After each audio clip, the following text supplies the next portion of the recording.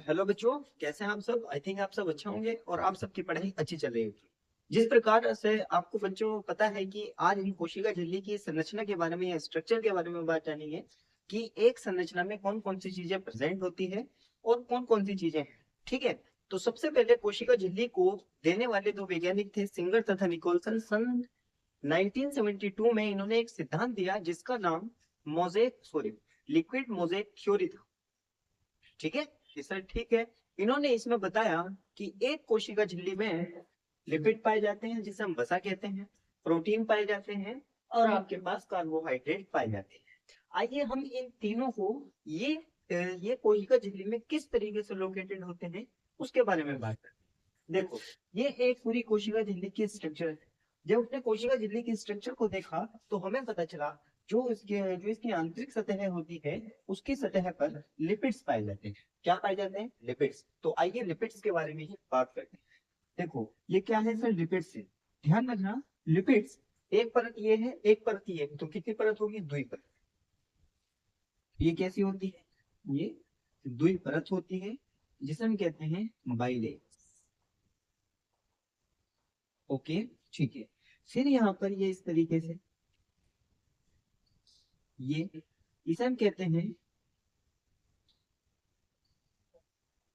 ध्रुवीय शिरा।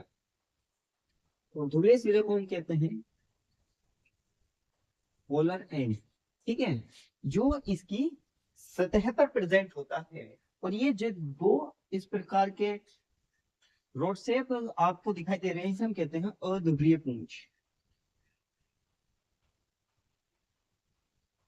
और अध्रुवीय पुंज को हम जानते हैं इसके नाम से कि सर अध्रुवीय पुंज को हम जानते हैं नॉन पोलर टेप। ठीक है, और ध्यान रखना, ये पूंछ इसकी आंतरिक सतह पर होती है तो ये जल भिरु होती है।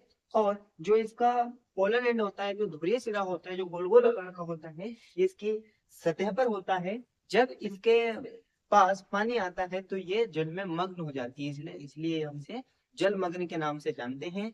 और जो अध्रुवीय होते हैं या जो नॉन पोलर एंड टेल होती है, यह बनी हुई होती है। किससे बनी हुई होती है? बनी हुई होती है, बनी होती है वशीय अम्ल से। किससे? वशीय अम्ल। ठीक है सर, किससे बनी हुई होती है? वशीय अम्ल से मिलकर बनी हुई होती है। ठीक है सर, आइए और बात देखते हैं फिर प्रोटीन। ठीक है, चलो, इतनी बात तो समझ में आई। ठीक है, अब हम बात करते हैं इधर। अब हम देखेंगे प्रकार। ध्यान रखना, जो लिपिड्स के प्रकार होते हैं, एक होता है फॉस्फोलिपिड्स। ये प्रकार होते हैं फॉस्फोलिपिड्स। और फॉस्फोलिपिड्स को ही हम कहते हैं फॉस्फोग्लिसराइड्स या फॉस्फोग्लिसराइड्स। ओके, ठीक है। और इस फॉस्फोग्लिसराइड्स को ही यही सर्वाधिक मात्रा में पाई जाती है। किस मात्रा में? सर्वाधिक मात्रा में। मतलब कि अगर हम अपने पूरे शरीर की कोशिकाओं को देखें तो सर्वाधिक मात्रा में फॉस्फोग्लिसराइड्स या फॉस्फोलिपिड्स देखने को आपको मिले। ठीक है, अधिकतर सर्वाधिक मात्रा। ओके, फिर अब बात करते हैं, दूसरी आती है ग्लाइकोलिपिड्स। क्या आती है? ग्लाइकोलिपिड आती है, ये ग्लाइकोलिपिड्स। ठीक है, ये दो प्रकार होते हैं लिपिड्स के, फॉस्फोलिपिड्स और ग्लाइकोलिपिड्स। ओके, ठीक है। अब हम बात करते हैं कि सर पहली स्ट्रक्चर तो आपके पास प्रोटीन हो गई, फिर सेल मेम्ब्रेन की जो दूसरी स्ट्रक्चर है वह होती है प्रोटीन। क्या होती है? प्रोटीन होती है।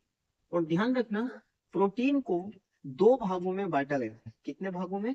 दो भागों में। आधार कौन सा है? ध्यान रखना, यहाँ से बनता है सब।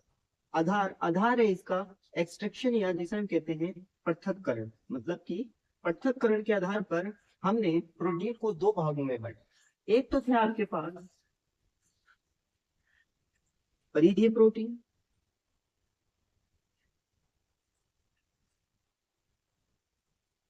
परिधीय प्रोटीन, और एक थे आपके पास अंगभूत प्रोटीन।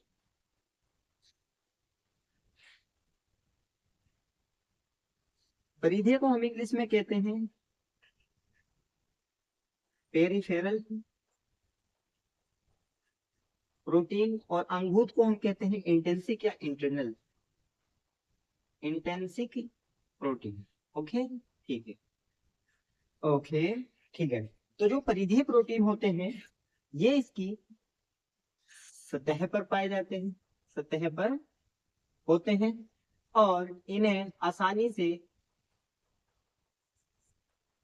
निकाला जा सकता निकाला जा सकता है निकाला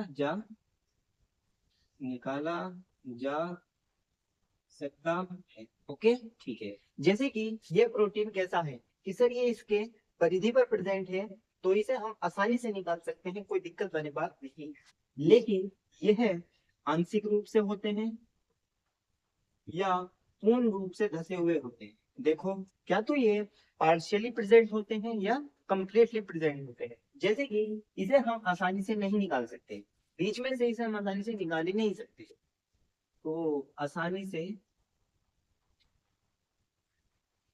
नहीं निकाल सकते, नहीं निकाल सकते। ठीक है, इसे हम आसानी से नहीं निकाल सकते हैं। आइए, तीसरी चीज होती है कार्बोहाइड्रेट। ध्यान रखना, जो कार्बोहाइड्रेट होती है, मैं इसे यहाँ लिख दे रहा हूँ। कार्बोहाइड्रेट आपकी ये सबसे बाह्य क्षेत्र पर उपस्थित होती है, बाह्य क्षेत्र पर उपस्थित। ठीक है, और ये कोशिका को जोड़ने तथा पहचानने में काम करती है, पहचानने में काम करती है।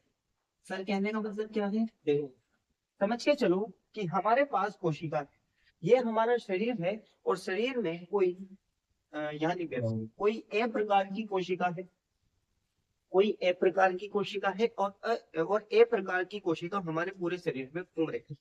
तो अब आपको पता है कोशिका में कोशिका झिल्ली होती है, कोशिका झिल्ली में कार्बोहाइड्रेट होते हैं जो कोशिका को जोड़ने तथा पहचानने का काम करेंगे। अब ये ए कोशिका अपने वाली ए कोशिका को देखेगी, उससे जुड़ने में मदद करेगी और उससे पहचानने में मदद करेगी कि हाँ तू मेरी सहेली है, तू मेरा दोस्त है, आओ मिलके काम करते हैं। ठीक है, इस तरीके से काम करेगी। आई होप आपको ये टॉपिक समझ में आया होगा। और आज की कोशिका झिल्ली की संरचना बहुत अच्छा टॉपिक है। सेल मेम्ब्रेन तीन प्रकार होते हैं, लिपिड्स होते हैं, प्रोटीन्स होते हैं, और कार्बोहाइड्रेट्स होते हैं। ओके ठीक है, तो बच्चों अच्छे से पढ़ते रहे, ध्यान रखिए, और यूपी बोर्ड एग्जाम रिजल्ट आने वाला है। बहुत बहुत धन्यवाद।